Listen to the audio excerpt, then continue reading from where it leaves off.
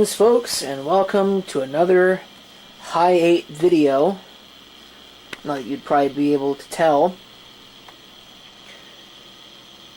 Today's video is going to be about video equipment, of course, as you can tell by the title of your screen, on your screen. We're going to finally be taking a look at this from Hamfest 2022. This Samsung model SCW87 Hi8 Camcorder, NTSC of course, with digital signal processor and color viewfinder, something that this camera I'm using right now does not have. So I don't remember who gave this to me. It'll probably be in that video, so you should go watch that. The link will be in the video description to that. It's got a Samsung camcorder lens, 22 times optical zoom, of course 880 times digital zoom, which you just leave off because it sucks. It does not appear as though this model has a stereo microphone,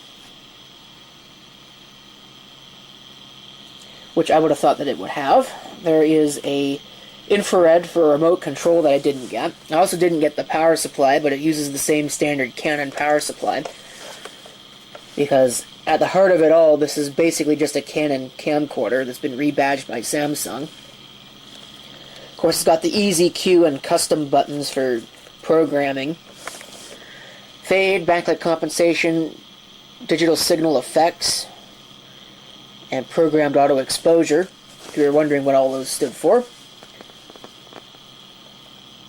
Menu on off, enter, manual focus, autofocus as well. There's your control, S-video out because this is a Hi8 model. Charging indicator, DC input. Here's the battery. This battery is completely toast. Well, not completely. The camera does recognize that there's a battery, but it won't charge it. Digital zoom on or off right there. Battery eject. There's your playback. Mode switch. Zoom control up there. There's all your playback controls, as well as control for turning on the date and time when it's in recording mode or camera mode. Tape eject. Whoever bought this paid $8 for it, which was probably about $80 too much. Okay, I kid, at least mostly. These Canon cameras are usually pretty decent, but they're not very feature rich. So $8 would be a downright steal for a camera these days. Usually thrift stores are pricing those like they're on crack. And maybe they are, I don't know. I don't know what the kids do these days. There's an AV output there, which is a 3.5mm, I believe they call that a tip ring sleeve connection, because it's got 3 rings on it for the 3 different things that you need. Anyway, there's the tape door. This did not come to me with a tape, or if it did, it's long since gone. DC 7.4 volt input, made in Korea. I have no idea what the D means, unless maybe that's manufacturing information. Your backup battery would go in there. CR2025, almost certainly dead, if it even has one. Oh, it does. That's neat. If it was good, it just lost all its settings. It doesn't have a view screen, which is interesting. I thought most of these did, but again, that sort of lends its credence to this being a cheaper model. Go ahead and we can plug it in here. You can have a look. If I could do this one-handed. You should see, hopefully, maybe. I mean, it was working a second ago. Wonder what's up with that. Why now all of a sudden this power adapter has decided it's not going to work? Of course, it's on video, so now it would choose that it doesn't want to do anything, right? Yeah, that just about figures. Is the power on? Oh, now we get power. You can see in there that it's on. So it's gone from now charging and then erroring out after a few seconds to not even charging. So that's neat. That's very neat. Oh, it's because the battery wasn't in place. So yeah, you'll see that it will charge. It'll sit there for a second. Says it's charging.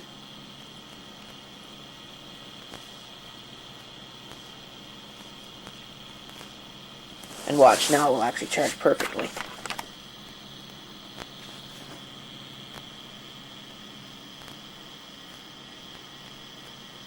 Yep, now it's charging. Of course.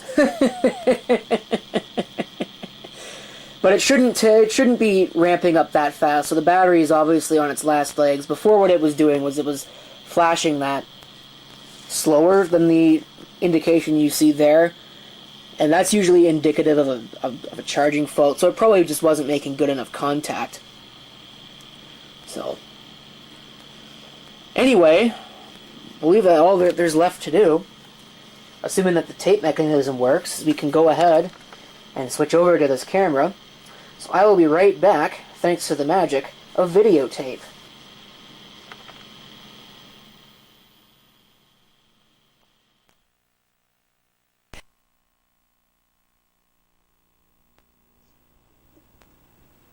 Okay, making the assumption that it is actually recording. What we are now using is the Samsung model SCW87 Hi8 Camcorder. Wow, what a crappy zoom control. I realized that it was actually zoomed partially in, too. So that's its real field of view.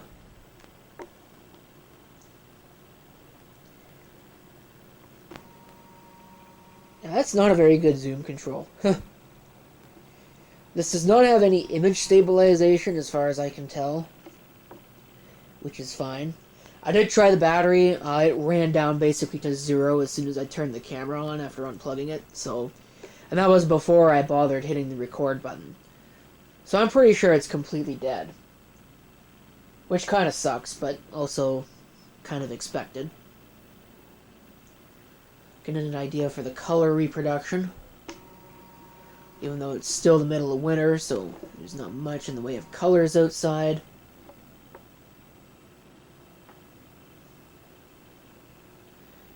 Come back over here. Backlight compensation. Which does make a difference. Digital signal effects. You got your usual sepia, black and white, negative art, mirror, ooh, art, which is, I believe they call that. No? Maybe they call it art on the... I don't remember what they call it on the Sony. Solarize, I think, is what it's actually called. Mosaic. Cinema. There was a 16:9 in there as well. I don't know what it's going to do for the recording. I didn't realize this camera had 16:9, otherwise I would have recorded the first part of the video in 16:9.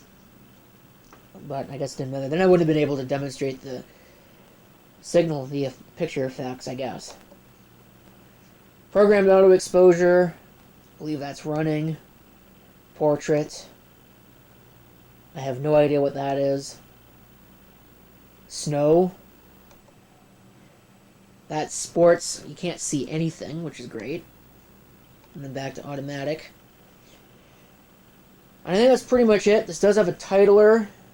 I don't think I can turn the titler on while the camera is recording. It looks like I cannot.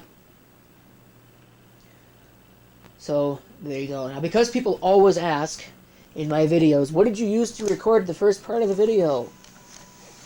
Well, usually at the end of the video, when you watch the credits, I guess you could call them, the end screen, you'll see a link to the video of the camera that was used to produce the first part of the video in my camera tests. But I guess since people don't watch to the end and they don't really pay attention, here is that camera.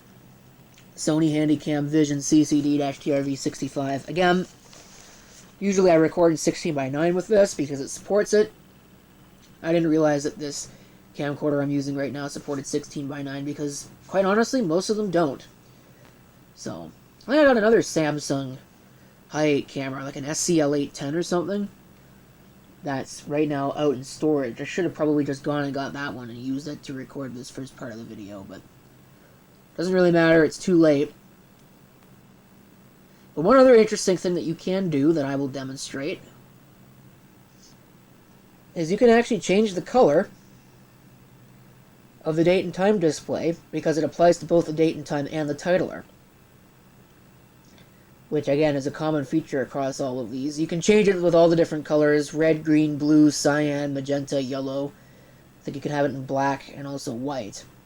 There might be more colors as well, but those are the general colors that you usually get with these. So I think on that note, I'm going to go ahead and I'll stop the video. So, thank you for watching, and if you have any comments, feel free to leave them down below.